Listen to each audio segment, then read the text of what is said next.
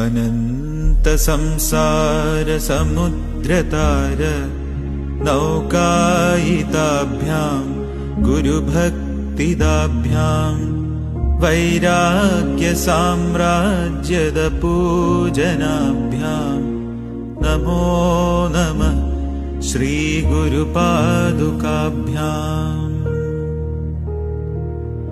कवित्ववाराशिनिशाकराभ्यां दौर्भाग्यदावां बुधमालिकाभ्यां दूरीकृतानम्रविपत्ततिभ्यां नमो नमः श्रीगुरुपादुकाभ्याम्। नमो नमः श्रीगुरुपादुकाभ्याम्।